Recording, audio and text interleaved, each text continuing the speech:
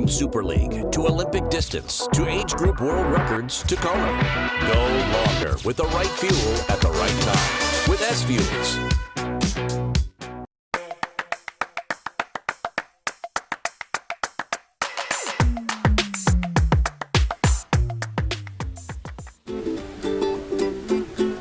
Swim, bike, and run in the Kona sun. We're gonna swim, bike, and run in the Kona sun.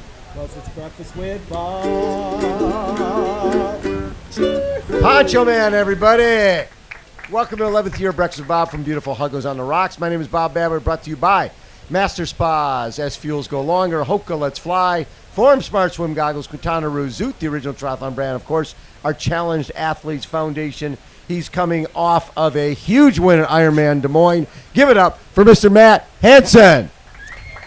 How you doing, Matt? I'm doing great. Good to be back. It feels so good, right? It is. They say absence makes the heart grow fonder. It's it's good to be back since I guess 2019. Yeah, and I know you are a long distance specialist, but seeing you at the PTO US Open, Canadian Open, I know those races aren't necessarily geared for you because they're a little too short. You'd like to do those 3 in a row or something. Yeah. But you're there supporting them, and that's important. Yeah, I mean, I'm on the PTO athlete board, so I thought it was really important to be there and support the races and, kind of do my part to try to grow the sport for hopefully future generations and leave it off a better place than it was when I started. When I look at 2019 and where the sport was before PTO and after PTO, yep. I think with what happened with COVID, that we had a lot of athletes who would not still be pros if it wasn't for the Pro Triathletes Organization. Yeah, absolutely. They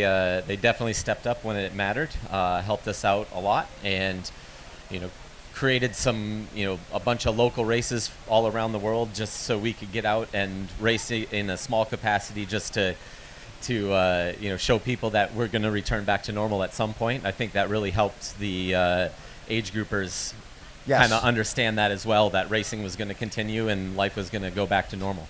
So, yeah, right. Maternity leave, paternity leave, yep. Some of the things they've offered have really been life changers. Absolutely. What do you think? In this year, they added the U.S. Open yep. with $1 million prize purse, Canadian Open, $1 million prize purse. And next year, I hear Asian Open maybe? There's rumors of a couple more races that might be there. One maybe a longer distance. A 200K one. maybe? Possibly. Well, we're the commercial side is working really hard to really put on good shows. Yes. And just create more opportunities to race hard. So when you were asked to be on the board for this, obviously you've been racing a long time, and the reaping the benefits of this isn't necessarily where you're going to be, but it's as an athlete, you want to make sure that next generation has support. Absolutely. I mean, you always want to continue to grow, and I've kind of, I guess, my past was higher education, so you always want to, you've got that growth right. mindset and help bring things forward. So, Ironman Des Moines, big Des win, 51:42, 409, 249, 756. Sub 8 there. Yeah. That I mean, you've had a lot of great races in your career, but that's a good one.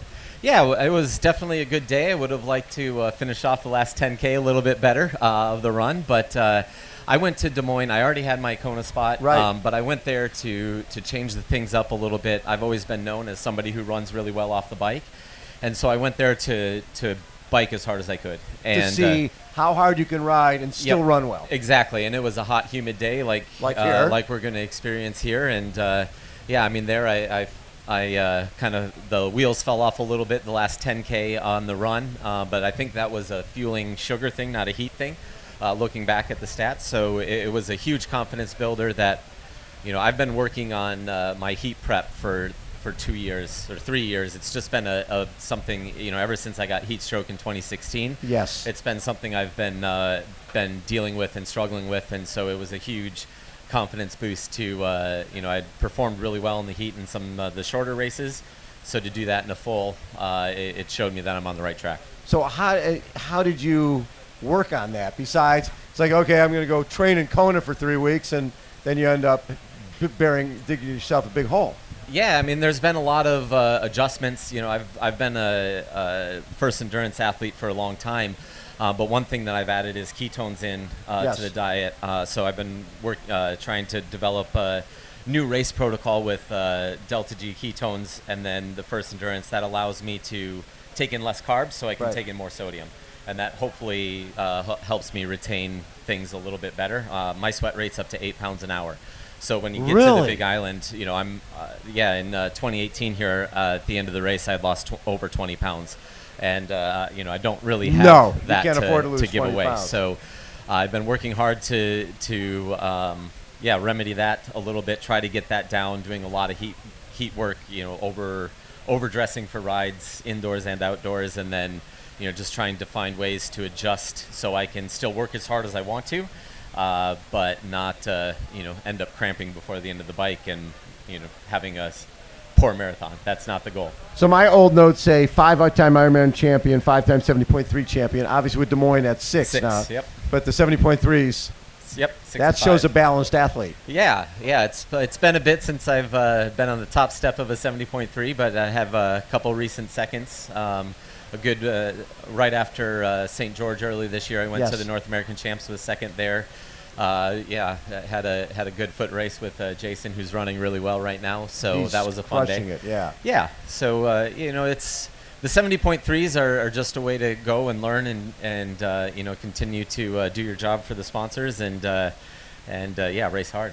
How tough was it for you guys during COVID with coaching business when there's no races? Yeah, that was really tough. You know, that's been something that I've been working to build up since I ended my teaching career. Right. And, you know, so that's going to be my future is the coaching business, I hope. I want to retire in the sport. Right. Again, one of the reasons why I'm so involved in the PTO is, you know, I want to make sure the sport is continuing Yes. to grow.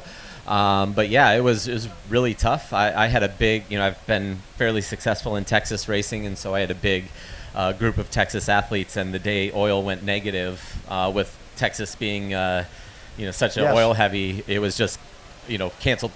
You know, we lost Wow. half of the business Oh in my a God. day. And so that was, you know, some stressful nights, but, you know, here we are back in Hawaii. Things are looking good. Turning around. Yes. What are the goals here?